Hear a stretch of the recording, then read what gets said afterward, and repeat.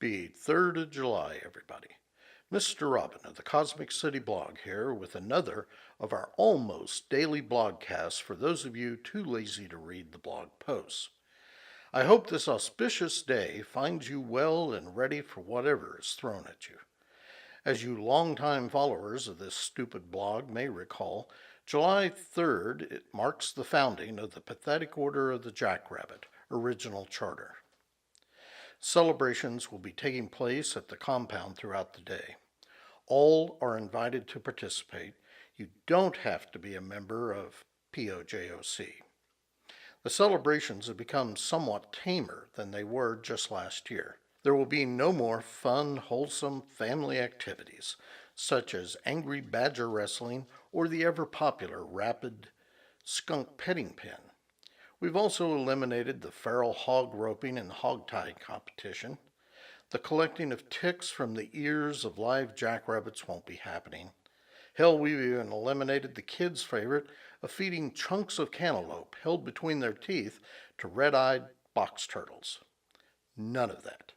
Between the lawsuits and a very detailed list of prohibited activities from our compound insurance company, we're not left with much to do around here thanks to stupid lawyers and overly cautious insurance agents. Cousin Fred, the most junior member of POJOC, pointed out that there is nothing on the list about rattlesnake red rover or water moccasin mambo dancing competitions. He's working on those angles. Cousin Fred has also been working on creating a vat of potent potable, sorry Alex, he calls death from alcohol poisoning, or DAP. We're big on acronyms here at the compound. He's doing this so we'll have refreshments throughout the day. Basically, he had all the members of POJOC drop off their leftover bottles of booze.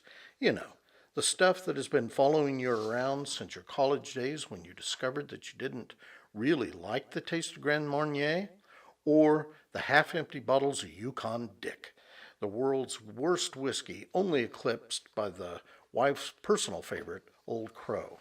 To the vat, Cousin Fred plans to add a few blocks of dry ice to chill the cocktail a bit.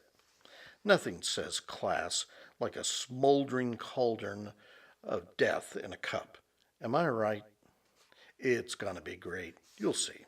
For any of you new to the blog and POJOC, here is a recap of the membership, besides Cousin Fred and I. There's Jake the Snake. He's a local roto-rooter technician who has made a fortune on cleaning septic tanks. Terry Two Fingers, tourism is his game. He makes a living charming rattlesnakes over near Freedom, Oklahoma. Crisco Carl. Carl has the misfortune of having been born with the Irish eyebrows. Seriously, they're completely unruly and are only tamed with a dab of Crisco applied daily. Next is K.Y. Kelly, a former proctologist who lost his license to practice medicine when the hospital he was working for realized he was totally blind in one eye and could barely see out of the other. He's great to have around for emergency room stories. And finally, Harry the Hoarder, a world record holder for having the world's biggest collection of men's magazines from 1940 to 1974. Local Boy Scouts have been known to knife one another to be the first to ring his doorbell during the annual Boy Scouts paper recycling drive. If you're interested in joining our fraternal order, you're in luck as we're in the middle of our latest membership drive. Please contact me. We need new blood. Sure, we have monthly meetings, which are nothing more than a great excuse to barbecue something dead and drink copious amounts of alcohol. But we're also a charitable bunch. No, seriously. We have a Widows and Orphans Fund that we use to pay for our monthly meetings, so we can think of new ways to increase the bottom line of the Widows and Orphans Fund. We're self-sustaining that way, not to mention benevolent. And speaking of rattlesnakes, yeah, I know, it's a weak segue. Did you hear the one about the two neighbors in Texas who got into a dispute over something?